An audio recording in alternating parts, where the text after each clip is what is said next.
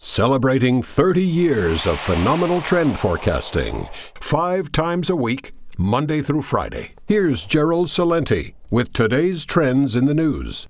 Hi, this is Gerald Celente. It's Thursday, September 17th, 2015. And here are some of today's trends in the news. Well, the big news is today's the first day of the conference. Reception is going to start soon, and Dr. Paul Craig Roberts will be here in Kingston, New York. This is a big one. And of course, on Sunday, if you can't make the conference, please get here for the big rally that'll be kicked off by Ralph Nader to Occupy Peace. And today's also a big day. It's what everybody's been waiting for how long? How long have they been talking about this? At least a month. Will the Fed raise rates? Will they keep them the same? Will the Fed raise rates? Will they keep them the same? Remember, they've not raised them since 2006. And I'm not real good at math. It's 2015. It's almost 10 years. As they rob we the people with record low interest rates, pensioners, retirees, everybody that wants to try to save money, screw you. We got to keep Ponzi going. So here was the lead up. In today's Wall Street Journal, Wall Street has doubts about Fed lifting rates. Oh, they do. Let's see why. They're skeptical that the Federal Reserve will raise short-term interest rates Thursday, today, underscoring persistent doubts about the health of the global economy. And financial markets following 7 years of easy policy. Financial markets. F the people, we got the financial markets to take care of. It's a gambling game, man. They just say it right here. Who cares about the financial markets? Hey, gamblers do. Investors. I have to be proper. And that was the story, one after another. Doubts. Financial Times. Doubts. So, they were right. Remember what the numbers I read you yesterday? The majority of the traders, or it's with a D, but it's actually with a T, only 20-something% thought that they would raise rates. The economists were wrong. So, they didn't raise rates. So, Ponzi lives. The financial markets will stay alive for however they could keep inflating the biggest bubble in world history. So, why did they keep them flat and not raise them? Goes back to the global economy. It's what I've been saying. The morons like to blame it on China. Nah, China's going down because everybody else is. And, as I mentioned, if they raise rates and all of these commodity-rich countries are suffering because their commodity prices are low and their currencies are crashing with the plunging prices of commodities, and they borrowed all of this dough, and now they have to pay it back with higher interest rates. If the dollar goes up when they raise rates, it would cause a worse calamity. That's why they didn't raise rates, as I see it. Global factors weigh on Fed rate setters. That was today's Financial Times before they raised the rates. Future prices suggest 1 in 4 likelihood of quarter-point rate increase. And here's why, right across from it. What I was saying for days, and in your trend alert, emerging market groups fear further turmoil. Already battling a slowdown in China and a slump in commodity prices, many such companies who borrowed heavily in foreign currencies from the trillions of dollars of extra liquidity. Isn't that nice lingo, man? Trillions of dollars of extra liquidity as we rob every penny from you. Created under the Fed's ultra-loose monetary policies are at the mercy of a negative turn in investor sentiment, gambler sentiment. Not only would rates rise, increasing the cost of refinancing their debt piles, it would also be likely to spur further devaluations in emerging market currencies, already sharply down over the past year. Blah, blah, blah, blah, blah, blah, blah. We've been saying this for how long? So, they didn't raise rates. So, the beneficiaries will be the hedge funds. Yes, those high-frequency traders with a T. T-R-A-I-T, that T, not D-E-R-S. And the private equity groups and all of the other big deal makers. Because OECD trims growth forecast on back of China concerns. Again, going back to China. The combination of sharp contraction in China and a shock in the financial markets has the potential to derail the global recovery, the OECD has cautioned as it trims its forecast for global growth. How many times do I have to read this? Whether it's the World Bank, the IMF, the OECD, it's always an FU, you know what. They're always lowering the growth forecast with bullshit detected. Take precautions. Yeah, because you want to hear more bullshit? Why not? Because Yellen was out there screaming bullshit when they announced it. Ms. Fatcha-Brute, they have to be more polite. Doubts emerge over Japan's Abenomics. Big story. Yeah, no kidding. No kidding. But here's the news, what Abenomics did. The Nikkei stock average is 80% above where it stood when Mr. Abe took office. That's right, the gamblers win. It's as clear as day. That's all it is, because Japan will struggle to grow in the current quarter after shrinking 1.3% the previous quarter. Down, down, down. GDP, the only people that are benefiting from this are the filthiest of the filthy rich. Hey, it's the way of the world. Investors lose faith in Beijing's official growth figures. You mean they're lying? They're just becoming like everybody else. Leave them alone. Everybody lies. It's the way of the world. Be a fraud. Make up numbers. Create quantitative easing. 0% interest rates. Many believe statistics are being overstated during the current slowdown. No, just because they go in with that team over there at the very end as the Shanghai's failing to prop it up. Oh, Mr. Shanghai was low last night. And everybody was waiting like this. And over in the States, after they heard about keeping the game going and Ponzi alive, injecting them with that monetary heroin, well, market shot up. And then it went down. And so too did Earl. But gold went up. S&P blames downgrade of Japan's debt on Abenomics. Standard & Poor's has slashed its rating on Japan's debt.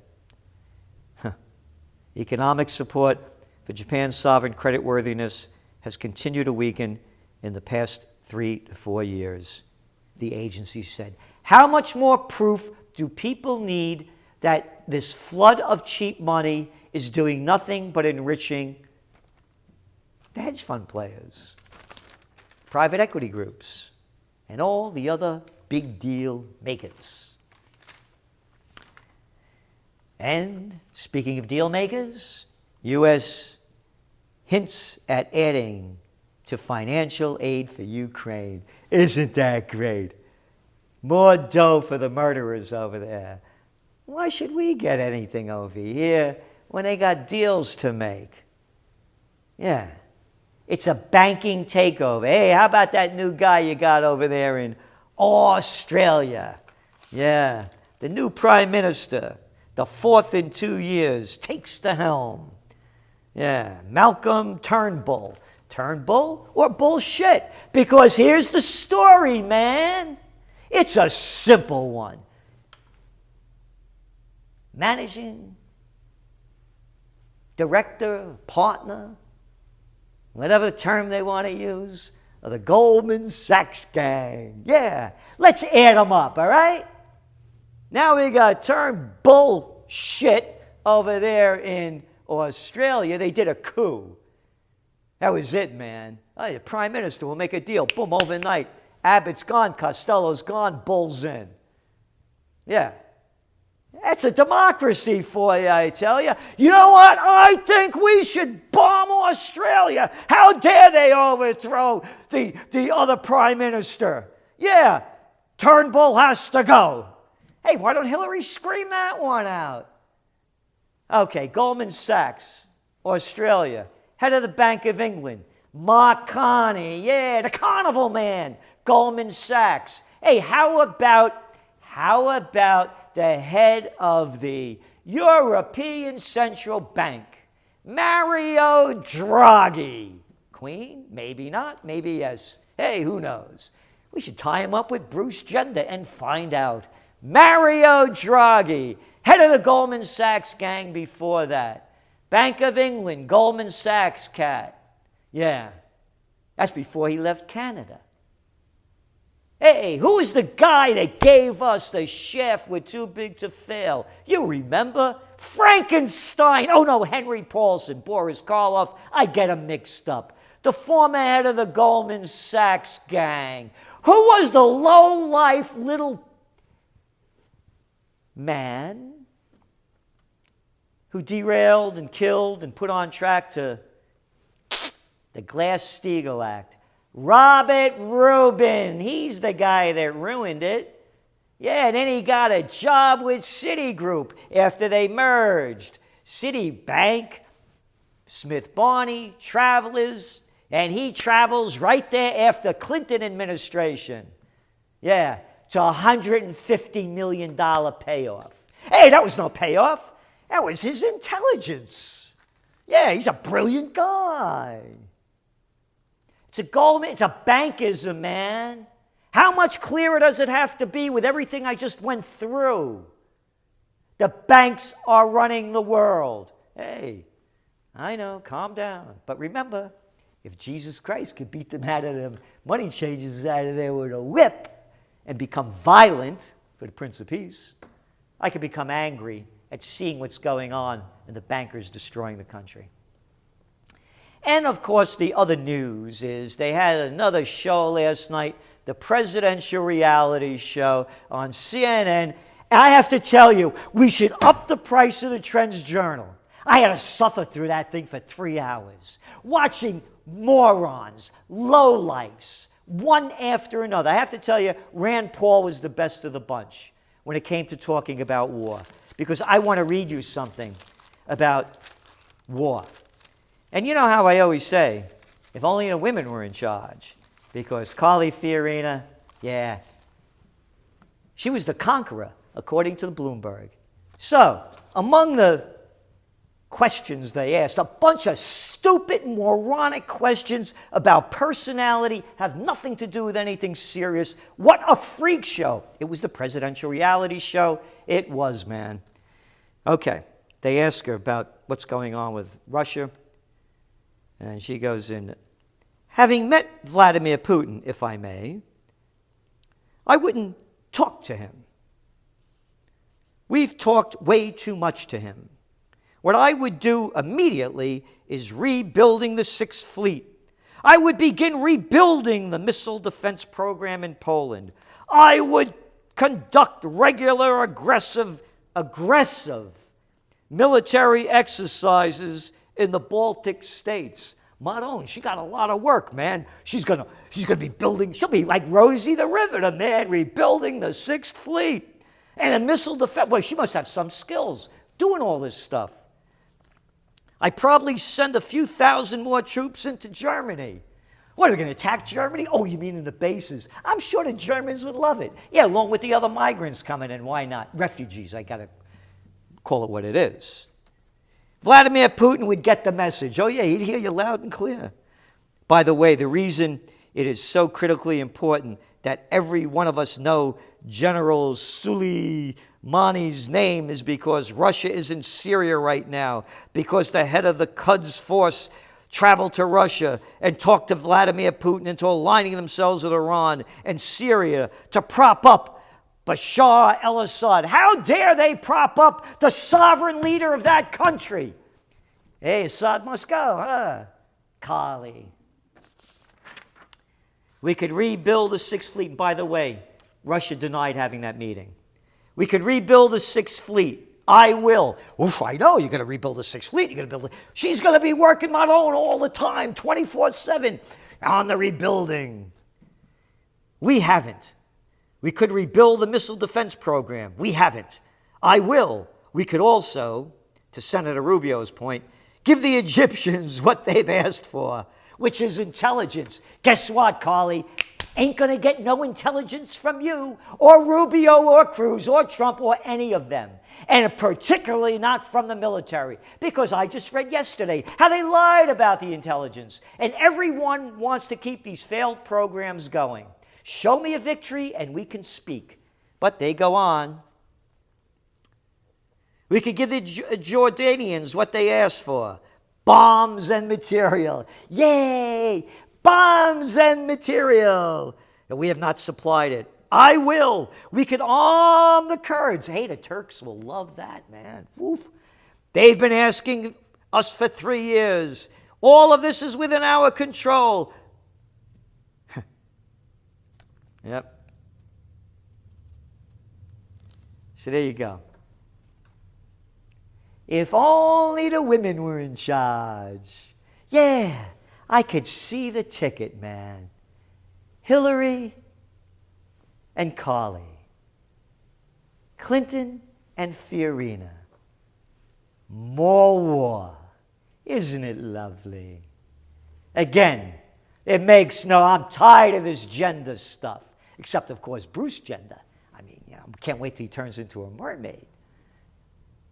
I'm tired about race. I'm tired about the religions. It's about people. This woman is psychotic as any guy, man.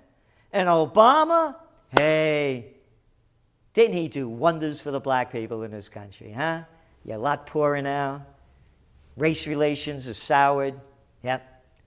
And all these guys talking about God. Huckabee, Cruz, yeah, what God they talking about? So that's it. The conference starts very soon. Again, if you can't make it, be here for the rally. It's going to be a big one. History being made. History before it happens. Right here in Uptown Kingstown. This is Gerald Celente, and that's some of today's Trends in the News.